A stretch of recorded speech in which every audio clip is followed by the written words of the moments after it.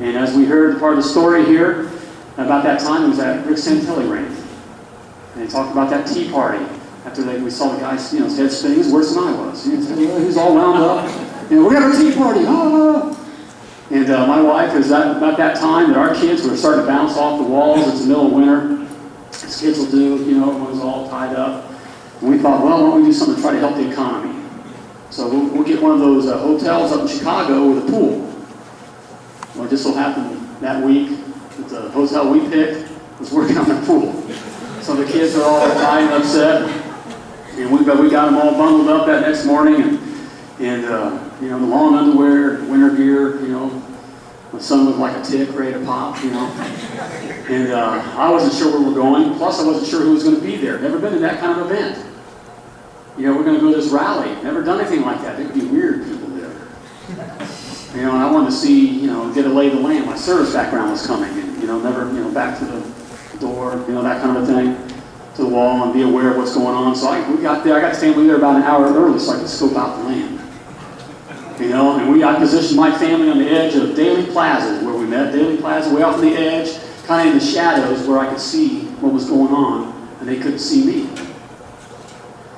Well, we were the only ones there for the longest time. Every once in a while, a businessman would come hurrying by, but that was it. It was about 20 minutes before the thing was supposed to start.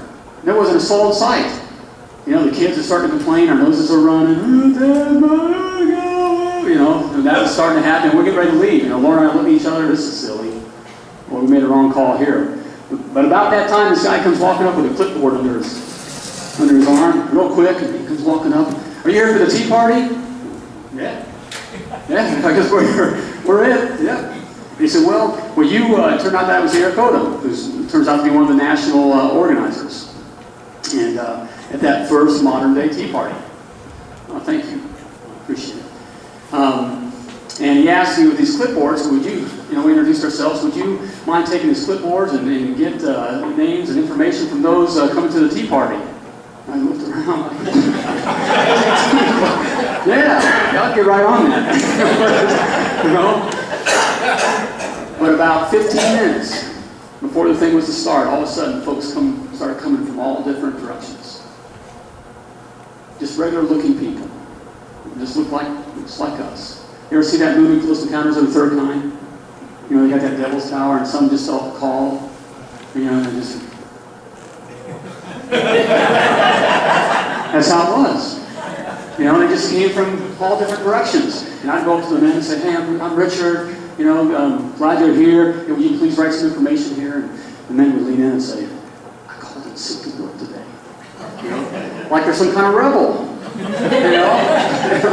And my wife, she introduced herself to the women, and they'd have the kids there, and they would say, something similar, and I called the kids in sick today in school. We just had to be here. And the common denominator through this whole thing was that folks had never done anything like this before, but they felt led. They felt they had that same feeling in their gut that something was wrong. And there was a little over 500 folks were there, and we weren't very good at putting on a protest. In fact, it was pretty pitiful. I was like, what do you want to chant? I don't know, what do you chant at this kind of thing? We were just literally standing around there with our noses running. What do you I got a sign. That's a nice sign. Look what I wrote myself. Until we got to socialism sucks. Can I say that? Only once. All right. Only once. We got that down. My 8-year-old daughter at the time looks up at me and says, Daddy, can I say sucks? I said, just this one time. And she had it down. Sucks. She's all over YouTube. I'm so proud. That's my girl. But it was a wonderful event with people. Just like Dwayne was saying earlier, we don't normally do this kind of thing.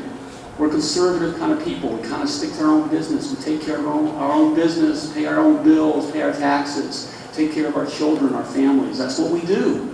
We don't do this kind of thing. So we feel a little awkward.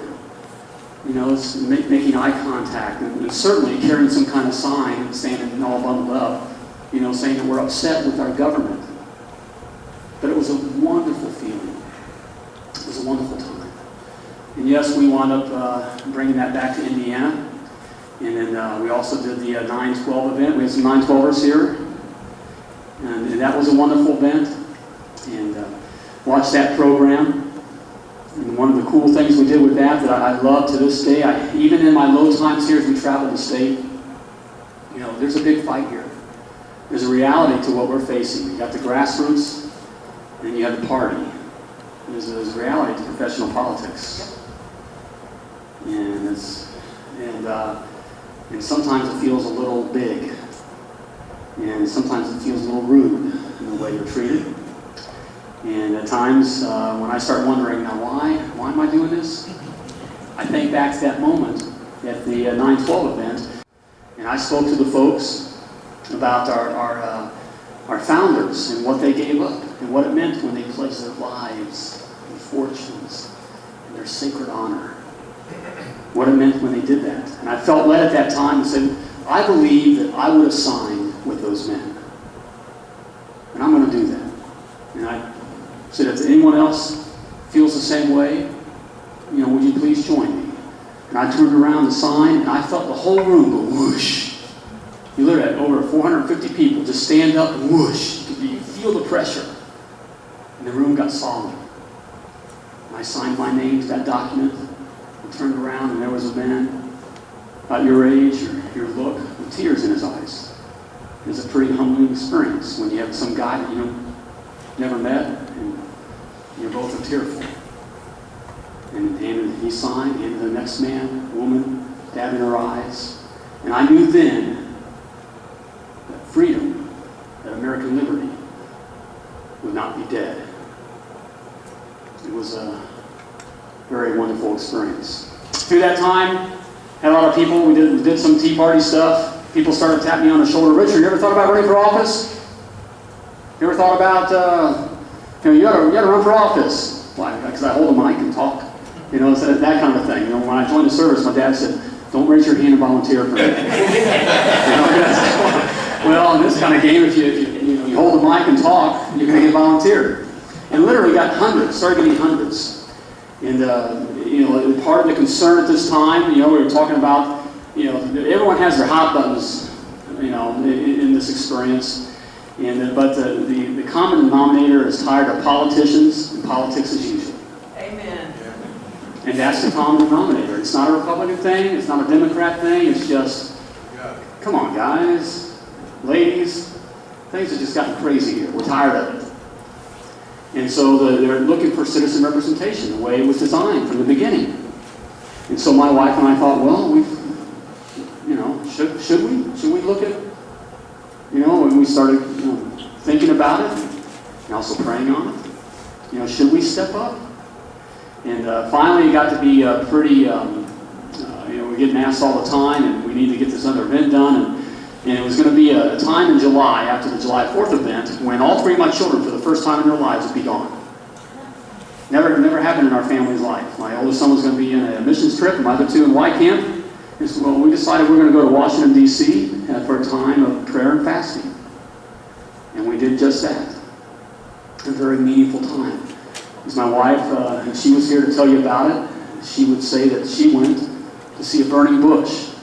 And say, Richard and Laura, go home. And she was serious. She wanted to see some kind of, a talking squirrel or something. She's like, go home. We didn't see anything crazy. But it was a very meaningful time. And we did do one kind of touristy thing. And I would recommend that anyone gets the opportunity to do it. We got passes to go up to the galleries. And,